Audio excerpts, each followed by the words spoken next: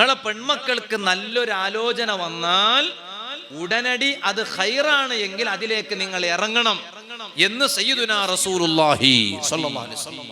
ഒരു പക്ഷേ നിങ്ങൾ ഇറങ്ങിയില്ല, നിങ്ങളത് വൈകിപ്പിക്കുകയാണ്, അതിനൊരു ദീനിയായ ഒരു ന്യായവും ഇല്ല, വെറുതെ ഇങ്ങനെ ഗുണഗുണോ എന്ന് പറഞ്ഞിട്ട് ഇങ്ങനെ വൈകാണ്.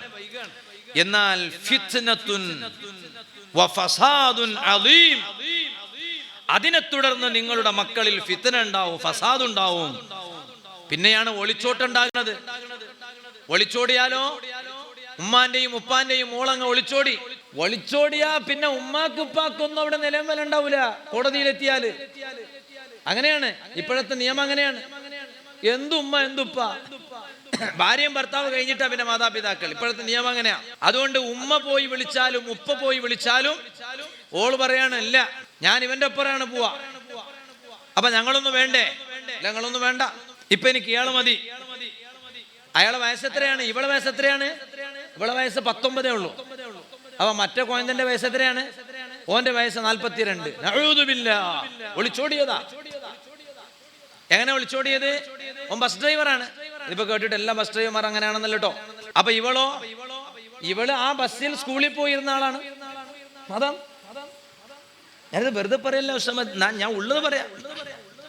രക്ഷിതാക്കള് മക്കളെ ഇങ്ങനെ കണ്ടു കാണുന്ന ബസ്സിൽ ഇങ്ങനെ സ്കൂളിൽ പറഞ്ഞേക്കുമല്ലോ, അപ്പോഴൊക്കെ ശ്രദ്ധിക്കണം. അതിനേക്കാളൊക്കെ മാന്യത ഉണ്ടായിരുന്നു സ്വന്തം ഉപ്പ മോളെ 2 വീലറിൽ ഇരുത്തിയിട്ട് സ്കൂളിൽ കൊണ്ടാക്കുക. വൈകുന്നേരം സ്കൂൾ വിടുമ്പോ, കോളേജ് വിടുമ്പോ കൂട്ടിക്കൊണ്ടുവരിക. എന്തൊരു മാന്യത അല്ലെ? ഉമ്മ പോകാറില്ലേ? പല ഷോപ്പിങ്ങിനും പല പർച്ചേസിങ്ങിനും ഒക്കെ ഉമ്മ പോകാറില്ലേ? ആ സമയത്ത് മാത്രം എന്തേ ഉമ്മാക്ക് ഒരു പുറത്തു പോകാൻ ഒരു താല്പര്യം ഇല്ലാതെ ഇരുന്നത്? മകളെ കോളേജിൽ പറഞ്ഞേക്കുമ്പോ ഉമ്മ കൂട്ടിക്കൊണ്ടുപോവാ, തിരിച്ചു വരുമ്പോ ഉമ്മ കൂട്ടിക്കൊണ്ടുവരിക. എന്തൊരു മാന്യത ഉണ്ടായിരുന്നു!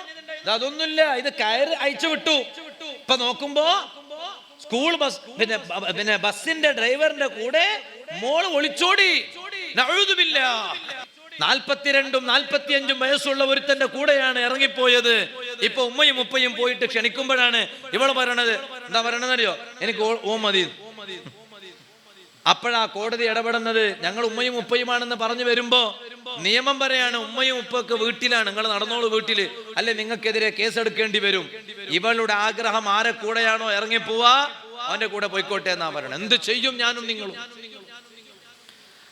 അതുകൊണ്ടാണ് ഒരു നല്ല ആലോചന നിങ്ങളെ മക്കൾക്ക് വന്നാൽ നിങ്ങൾ അതിന്റെ പേരിൽ പിന്നെ വൈകിപ്പിക്കരുത്, വേഗം അതിലോട്ട് ഇറങ്ങണം എന്ന് തിരുനബി സല്ലല്ലാഹു അലൈഹി വസല്ലം തങ്ങൾ പറഞ്ഞ വാചകത്തിന്റെ പൊരുളും